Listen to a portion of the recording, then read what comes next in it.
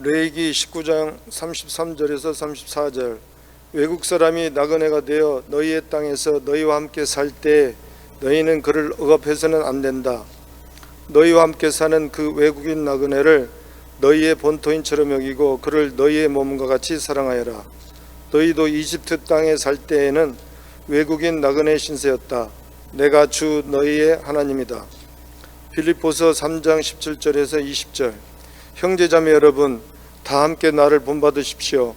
여러분이 우리를 본보기로 삼은 것과 같이 우리를 본받아서 사는 사람들을 눈여겨보십시오. 내가 여러분에게 여러 번 말하였고 지금도 눈물을 흘리면서 말하지만 그리스도의 십자가의 원수로 살아가는 사람이 많이 있습니다. 그들의 마지막은 멸망입니다. 그들은 배를 자기네 하나님으로 삼고 자기네의 수치를 영광으로 삼고 땅의 것만을 생각합니다. 그러나 우리의 시민권은 하늘에 있습니다. 그것으로부터 우리는 구주로 오실 주 예수 그리스도를 기다리고 있습니다.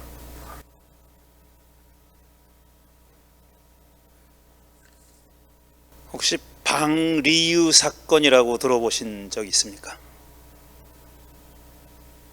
들어보신 분 혹시? 방리유 사건이라고 하니까 방시성 가진 리유라는 사람이 벌인 사건이라고 오해할 수 있는데, 방리유는 불어입니다. 우리말이 아니라 방시성 가진 리유라는 사람의 사건이 아니라, 방리유라는 단어는 고유명사는 아니고 일반 명사인데, 그러니까 큰 도시의 외곽, 교회 이런 뜻을 가지고 있는 일반 명사인데 거의 고유명사처럼 쓰이고 있습니다. 이 방리유 사건이라는 건 이런 겁니다. 2005년이니까 지금부터 20년 전입니다. 딱 20년 전 2005년 10월 27일에 프랑스 파리 인근이라고 제가 기억하는데, 파리 인근의 방리유의 외곽의 어떤 지역입니다. 거기에서 이제 경찰에 쫓기던 17살, 15살 두 이민 2세대, 북아프리카에서 프랑스로 이민 온 이민 2세대의 청소년 2명이 절도 사건 용의자를 검거하기 위해서 추격을 하던 경찰을 피해서, 그러니까 이 두 사람이 절도 사건 용의자가 아니에요. 절도 사건 용의자는 따로 있는데 이 두 청소년들이 절도 사건 용의자라고 생각하고 추격을 했던 모양이에요.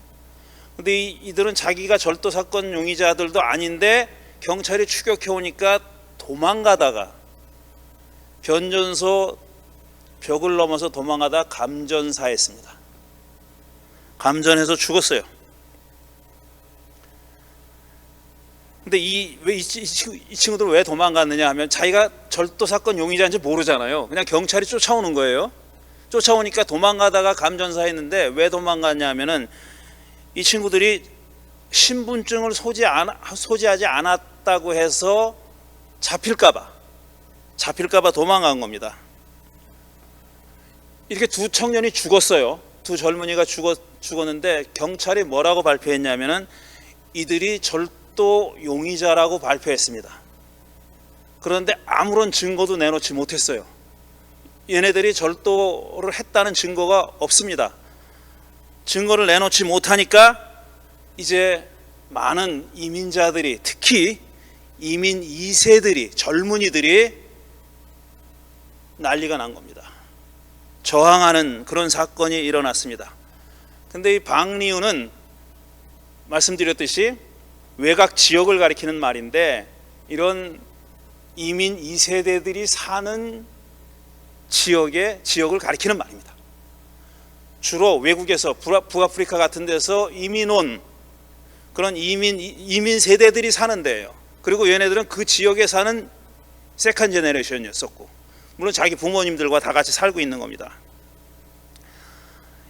이때 감전사한 청년들을 포함해 가지고 이런 이 방리유에 사는 2세대들은 우리 2세대들이 영어를 잘하는 것처럼 얘들도 불란서 말을 합니다. 당연하죠. 거기서 태어나서 거기서 자랐으니까 불어를 잘해요. 게다가 국적도 불란서 국적을 가지고 있어요. 프랑스 국적을 가지고 있는 겁니다. 우리 이 세대를 생각하면 되는 거예요. 똑같은 거예요. 그런데 단지 다른 점은 뭐냐면은 이들이 주로 과거 프랑스의 식민지였던 지역의 출신이었던 겁니다. 그리고 종교적으로는 많은 숫자가 회교도예요. 무슬림입니다. 그래서 이런 이유 때문에 주로 북아프리카에서 이민 온 피부색이 검은 그리고 종교는 무슬림인 그런 이민자들이기 때문에 이들은 프랑스 국적을 갖고 있음에도 불구하고 그게 권리를 거의 인정받지 못하고 있는 겁니다. 그래서 이 사건을 계기로 해가지고 무려 3주 동안 격렬한 경찰의 입장에서 보면 폭동이 벌어졌어요. 저항이 벌어진 겁니다. 그리고 폭력 시위가 벌어졌고 거기에 대해서 경찰은 또 무자비하게 폭력으로 대응했습니다. 프랑스에서 일어난 일입니다. 유럽 가운데서도 가장 문화적으로 발달했고 그 다음에 사실 프랑스는 이민자와 난민에 대해서 유럽의 어떤 나라보다도 더 개방적인 정책을 취하는 나라입니다. 독일과 프랑스가 난민을 제일 많이 받아들였어요. 근데 2019년에는 프랑스가 제일 많이 받아들였대요. 그 전으로 독일이 제일 난민을 많이 받아들인 나라인데 그 해만큼은 프랑스가 더 많이 받아들였다고 할 정도로 그렇게 개방적인 나라입니다. 그런데 그런 개방적인 나라에 와서 사는 이민 2세대들, 북아프리카 출신의 이민 2세대들이 겪고 있는 일은 또 얘기가 다른 겁니다. 그런데 꼭 한국 경찰처럼 여기도 경찰이 거짓말을 하는 거예요. 우리가 추격하지 않았다 얘네들은 이렇게 거짓말을 했고요. 그 다음에 그 당시에 내무장관이 그럼에도 불구하고 이런 방리우에 사는 사람들을 쓰레기 같은 범죄 조직이라는 말을 했습니다. 그 지역에 사는 사람들을 가리켜서 쓰레기 같은 범죄 조직이라고 얘기를 한 겁니다. 그런데 그 당시에 프랑스의 내무장관이 누구냐? 나중에 대통령이 된 니콜라 사르코지입니다. 사르코지가 내무장관일 때 일어났고 내무장관이면서 이런 발언을 한 겁니다. 거짓말을 한 거예요. 계속. 한 3주 지나서 사건이 가라앉은 다음에 보고서가 나왔는데 내무에서 낸 보고서에 의하면 이 21일 동안 자동차가 9,193대가 파손됐대요. 그리고 2,921명이 연행됐고 경찰이 56명이 부상당했다고 하는 기록을 내놨습니다. 말씀드린 대로 이 방리우 거주자들은 사회적인 낙인 찍기를 통해서 법적으로는 인정받아야 하는 그런 권리조차도 인정받지 못하고 있는 겁니다. 일상적인 인종차별을 겪고 있고 취업이 어렵고 그 다음에 어떤 방식으로든지 자기가 신분 상승하기가 어려운 그런 구조적인 그런 문제를 가지고 있는 겁니다. 구조적으로 그런 데서 배제되어 있는 그런 삶을 살고 있는 겁니다. 그래서 프랑스 정부는 이렇게 방리우 사태가 잦아들고 나서 약속을 했습니다. 뭐라고 약속했냐면은 차별을 시정하겠다. 그리고 방리우를 곳곳에 있는 방리우들, 그러니까 프랑스 파리 인근에만 있는 게 아니라 큰 도시들 인근에 다 주변에 다 있는데 그 방리우를 개발하는데 500억 유로를 쓰겠다고 약속했답니다. 그게 한화로 71조래요. 71조는 쓰겠다고 투입하겠다고 약속했는데 지금 20년이 지난 2025년까지 그렇게 상황이 개선되지 않았다는 겁니다. 말씀드린 대로 프랑스는 독일과 더불어서 유럽의 대표적인 난민 수용 국가입니다. 2019년에는 가장 많은 난민을 받아들인 나라이기도 하고 그렇습니다. 그렇지만 이런 프랑스에도 난민과 이민자 문제는 상당히 큰 겁니다. 상당히 큰 거예요. 앞으로 몇 주가 될지 모르겠는데 이 나그네의 시민권이라고 하는 제목으로 시리즈로 말씀드리겠습니다. 미친 트럼프의 이 행보를 보면서 4차 산업혁명을 얘기하는 이 시대 21세기에 과연 우리 인류의 미래는 어떻게 될 것인지, 어떻게 해야 하는지, 이게 난민 이민자의 문제는 엄청나게 큰 문제입니다. 엄청나게 큰 문제, 기후 문제 못지않게 큰 문제예요. 사실 기후 문제가 더 큰 문제죠. 왜냐하면 기후 문제는 이 지구상에 사는 모든 생명체를 위협하는 그런 문제입니다. 난민 이민자 문제는 사실 호모사피엔스의 문제잖아요. 우리 인류의 문제예요. 근데 이게 전 인류의 문제입니다. 어느 나라도 여기서부터 자유롭지가 않아요. 그 어떤 나라도, 우리가 기도했지만 대한민국도 마찬가지입니다. 대한민국에 와서 일하고 있는 외국인 노동자 숫자가 엄청나게 많고, 그 사람들의 많은 부분이 지금 굉장히 차별을 당하고 있다고 목소리를 내고 있죠. 얼마 전에도 외국인 노동자 한 명이 죽었잖아요. 더위에 죽었어요. 그런 일이 벌어지고 있는 겁니다. 자, 오늘 제가 4개의 텍스트를 얘기하려고 합니다. 텍스트는 물론 텍스트이기도 하지만 사건일 수도 있고 뭘 수도 있어요. 4개의 텍스트를 얘기하려고 하는데, 앞으로 그 텍스트를 두고 다음 주 계속 그 얘기를 발전시켜 나가려고 합니다. 첫 번째 텍스트는 지금부터 어림잡아 한 3000년 전쯤에 쓰여졌다고 추측되는 레위기, 오늘 처음 읽은 성경 말씀입니다. 레위기 19장 33절 34절, 이게 첫 번째 텍스트입니다. 뭐라고 써있냐면은, 외국 사람이 나그네가 되어 너희 땅에서 너희와 함께 살 때에 너희는 그를 억압해서는 안 된다. 너희와 함께 사는 그 외국인 나그네를 너희의 본토인처럼 여기고 그를 너희의 몸과 같이 사랑하여라. 너희도 이집트 땅에 살 때에는 외국인 나그네 신세였다. 내가 주 너희의 하나님이다. 이렇게 되어 있습니다. 자, 이 텍스트를 한번 분석해 보죠. 이거는 명령이죠. 어떻게 해라 이겁니다. 명령문이에요. 어떻게 하라는 겁니다. 그러니까 외국인으로 너희 땅에 들어와 살고 있는 나그네를 너희 자신인 것처럼 대하라. 이게 명령입니다. 아주 구체적인 명령이죠. 뭐 계명이라고 불러도 좋고 율법이라고 불러도 좋고 법이라고 불러도 좋고, 어쨌든 어떻게 하라는 명령입니다. 그런데 이 명령을 자세히 보면은 외국인, 그냥 외국인과 이스라엘 땅에 들어와서 사는 외국인은 달라요. 그건 나그네라고 이름 붙였어요. 히브리 말로도 다릅니다. 이 나그네에 관한 얘기예요. 그냥 외국인, 그러니까 이스라엘 종족이 아닌 타 종족의 사람, 자기 땅에서 사는 타 종족의 사람 얘기 아니고 이스라엘에 들어와서 사는 외국인 얘기하는 겁니다. 이 사람들을 나그네라고 부른 겁니다. 나그네라고. 영어로 얘기하면 소저너죠. 소저너. 나그네입니다. 자, 이렇게 구별을 하고 있어요. 둘이 달라요. 외국인하고 나그네하고 달라요. 또 뭐랑 다르냐? 본토인하고도 달라요. 구별을 하고 있는 겁니다. 외국 사람이 있고, 그냥 외국 사람이 있고, 이스라엘에 들어와서 사는 외국 사람이 있고, 그 다음에 이스라엘 사람이 있고, 세 부류의 사람이 있는데 1번은 논외예요. 1번은 얘기하지 않아요. 그냥 외국 사람은 어떻게 하라, 이건 없어요. 근데 그 대신 이스라엘 땅에 들어와서 사는 외국인에 대해서는 어떻게 하라라는 명령인 겁니다. 뭐라고 명령을 하냐면은 본토인처럼 대하라 그런 거예요. 이 명령이 전제하고 있는 사실은 뭡니까? 본토인처럼 대하지 않고 있으니까 이런 명령이 나오는 거 아니에요. 실제 현실 사회에서는, 현실 생활에서는 이런 나그네를 본토인처럼 대하지 않으니까, 그런 일이 벌어지니까 본토인처럼 대하라고 명령하는 겁니다. 살인하지 말라, 왜 명령이 있습니까? 살인을 하니까 명령이 있는 거예요. 똑같은 겁니다.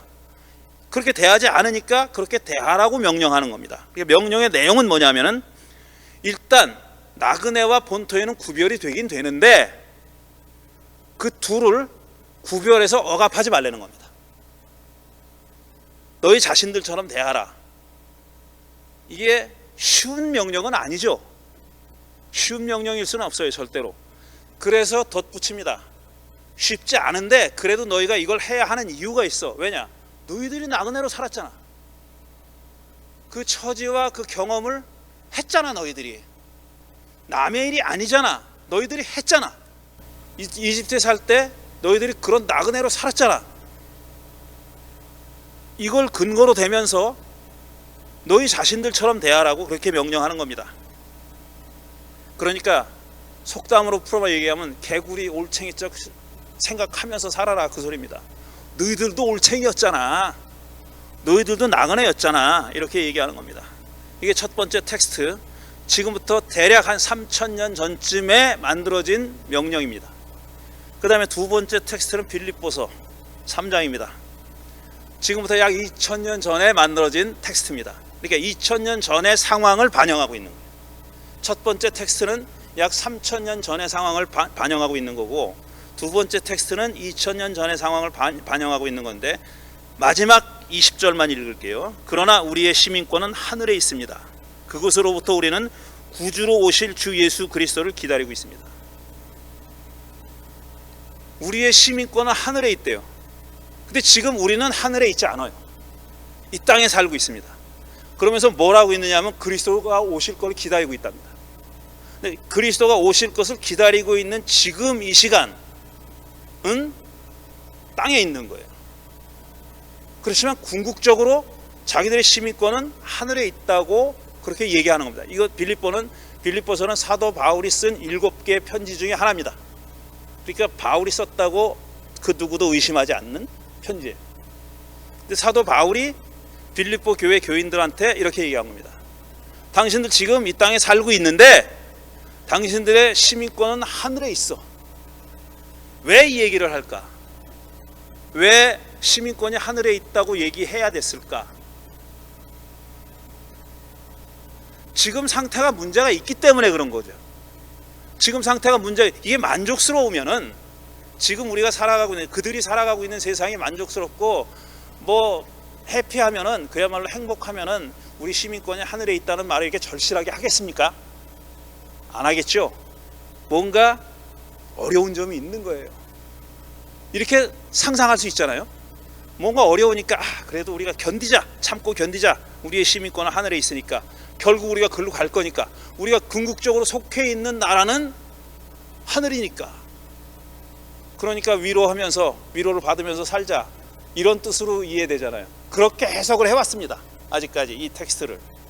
그래서 지금 그 당시 사는 그리스도인들의 삶이 힘들고 어렵고 뭐 고통스럽고 뭐 박해도 받고 하는데 참아라, 조금만 참아라.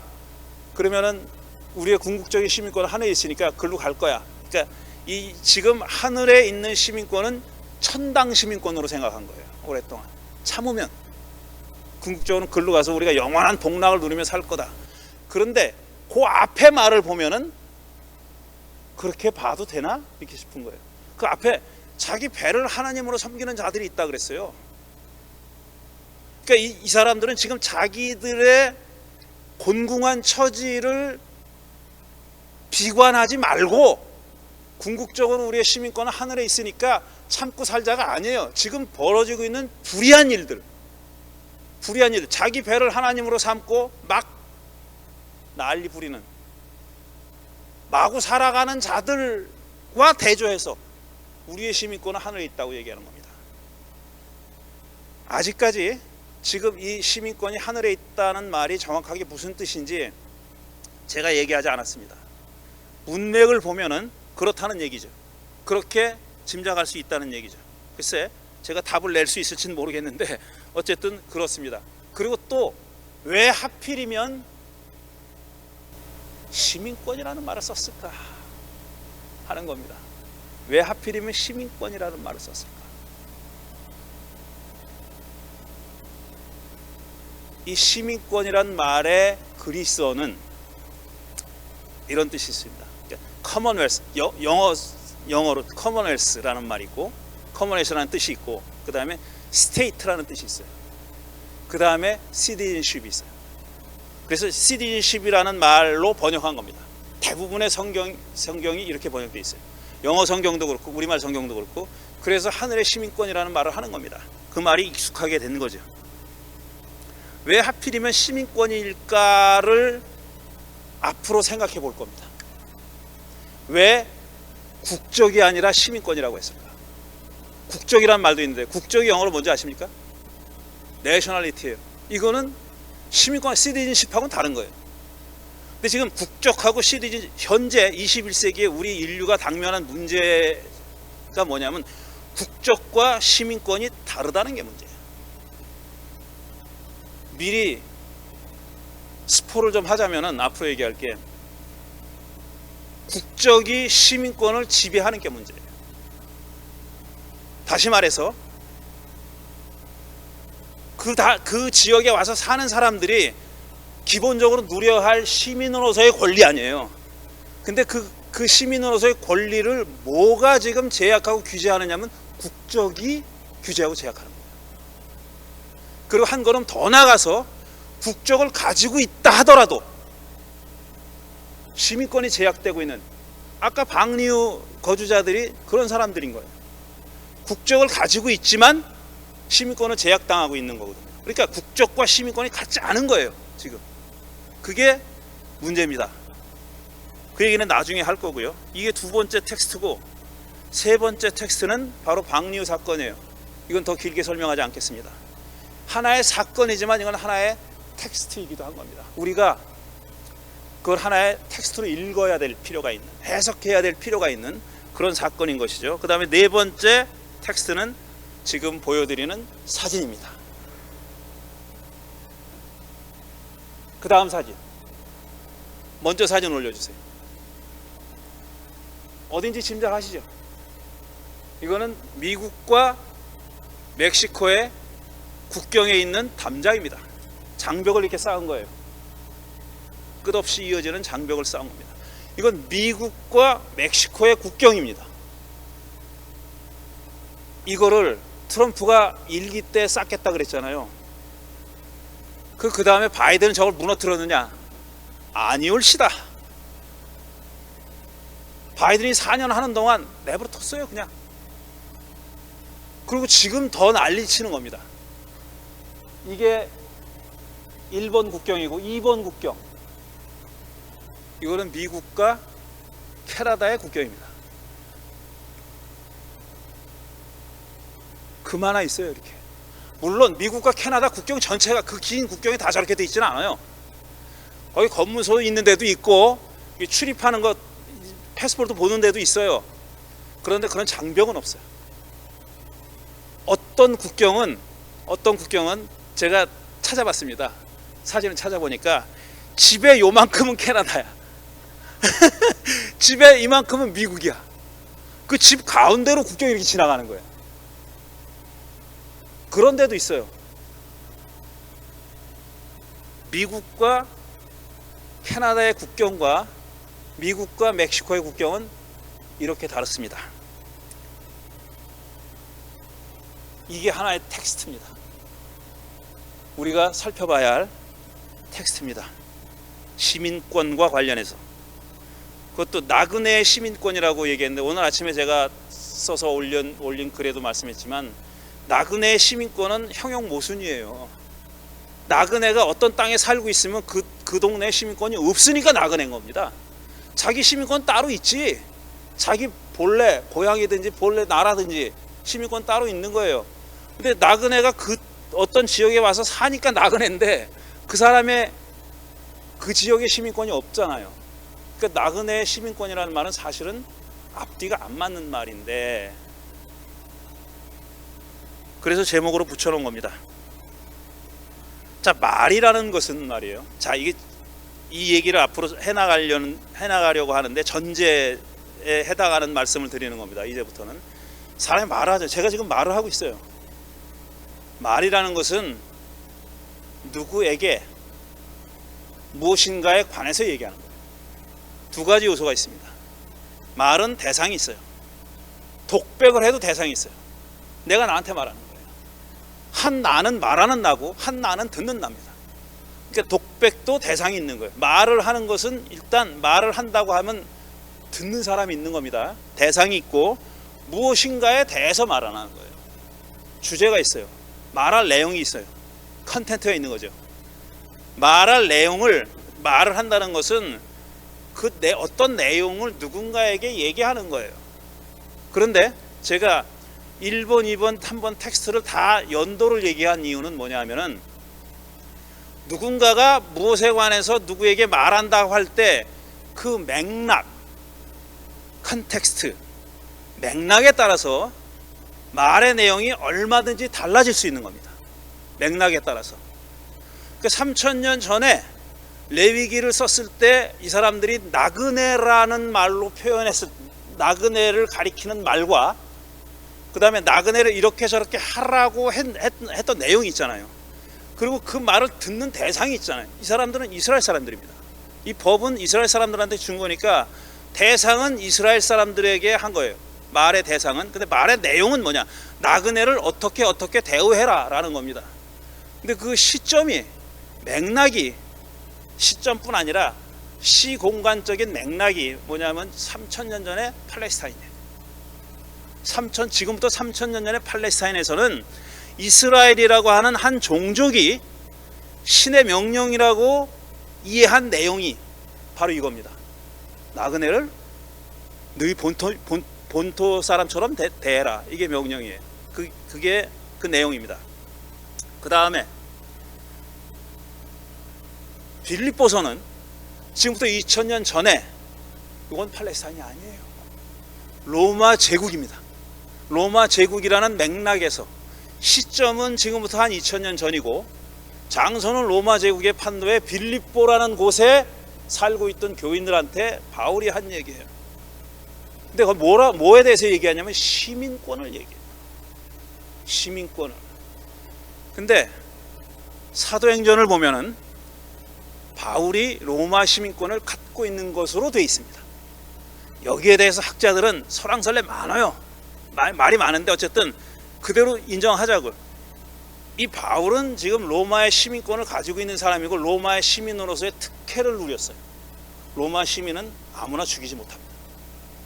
그래서 이 사람이 사형을 받을 만한 일을 했다고 인정돼도 항의를 하는 거예요. 나 로마 가서 재판 받을래. 그런 겁니다. 그래서 로마로 압송되는 게 마지막 장면이에요. 사도행전의 끝장면이라고. 어떻게 됐는지 몰라요 우리가. 근데 이분이 사도 바울이라는 분이 로마 시민이었기 때문에 그런 대접을 받은 거예요. 근데 그 사도 바울이 지금 힘들게 살아가고 있는 무슨 이유든지 간에 편안하게 행복하게 그냥 띵까띵까하면서 사는 게 아니라 힘들게 살아가고 있는 빌립보 교인들에게 그대들의 시민권은 하늘에 있다고 얘기하는 거예요. 무슨 뜻일까? 이렇게 맥락에 따라서 비슷한 내용을 얘기해도 다 다르다는 겁니다. 세 번째, 네 번째도 마찬가지예요. 똑같은 국경인데 어째 이러냐 이겁니다. 한쪽 국경은 저렇게 장벽이 서 있고 한쪽 국경은 그냥 금 하나 꺼놓고. 그게 2025, 21세기의 국경의 현황이라는 거죠. 그러니까 어떤 맥락에서 누가 누구에게 말했느냐에 따라서 비슷해 보이는 내용도 얼마든지 다른 의미를 가질 수 있다라는 거 전제하셔야 되고, 그 다음에 두 번째, 왜 우리가 3000년 전, 2000년 전 이런 얘기를 하느냐, 왜 역사라는 것에 대해서 얘기하느냐. 제가 선물 얘기할 때 이름을 언급했던 폴 리퀘르라는 프랑스 철학자가 있습니다. 미국에 와서 주로 가르쳤기 때문에 영어로도 책을 많이 쓴 사람이에요. 폴 리퀘르, 이 프랑스 철학자 폴 리퀘르가 이런 말을 했습니다. 역사를 해석한다는 것은, 역사를 해석한다는 건 뭐냐면 과거에 시작돼서 지금 현재 진행되고 있고 앞으로도 진행될 그 대화에 내가 끼어드는 거다. 그랬어요. 역사를 해석한다는 행위가, 역사를 해석하는 행위가 어떤 행위를 가리키는 거냐면은 과거 어느 때가 시작해서 오랫동안 진행돼 왔고 지금도 진행되고 있고 앞으로도 진행될 그 대화에 내가 끼어드는 거다. 이런 말을 했습니다. 그걸 왜 끼어드냐? 그 말은 왜 역사를 공부하고 역사를 왜 해석하느냐? 우리의 삶이 좀 더 나아지기 위해서 하는 겁니다. 우리의 좀 더 나아지는 삶을, 바른 길을 찾기 위해서, 바른 삶을 찾기 위해서 이런 가치 평가가 개입되어 있는 거예요. 왜 역사를 해석하느냐? 과거에 일어난 일을 그냥 상식으로 알아두려고 어디 가서 자랑하려고 그게 아니라 내 삶이 또 우리의 삶이 좀 더 나아지기를 바라고 우리의 삶이 좀 더 올바르게 되기를 바라기 때문에 역사를 공부하고 해석하는 거다 이런 얘기를 겁니다. 그런데 이렇게 오랫동안 우리 인류가 역사를 해석하는 노력을 해왔는데 그 중에 정말 중요한 문제 이슈 가운데 하나는 주제 가운데 하나는 뭐냐면은 우리도 아니고 당신들도 아닌 그들 우리와 당신들은 일차적인 관계를 맺고 있는 사람들이에요. 직접적인 관계를 맺고 있는 사람들입니다. 근데 그런 직접적인 관계를 맺고 있지 않은 제3자 그들 그러니까 we도 아니고 you도 아니고 they 이 they랑 어떻게 같이 살아갈 수 있겠느냐 하는 게 인류의 숙제인 거예요. 우리 인류가 해결해야 될 문제입니다. 살아남으려면 해결해야 될 문제고 한 걸음 더 나아가서 더 나은 삶을 살기 위해서는 이 문제를 우리가 머리 싸매고 방법을 찾아야 되고 찾아낸 방법을 작은 거라도 실천을 해야 되는 겁니다. 뭐라도 해야 되는 거예요. 그게 그 중요한 문제 가운데가 아니라 우리도 아니고 당신들도 아닌 그들과 남들과 어떻게 살아갈 것인가 하는 게 큰 과제입니다. 지금 21세기에 가장 대표적인 그들이 누구냐? 이민자요, 난민입니다. 그런데 이런 거에 대해 아무런 생각이 없는 작자가 지금 지구상의 가장 큰 권력을 휘두르고 있습니다. 유럽 사람들은 그 좀 생각이 있어요.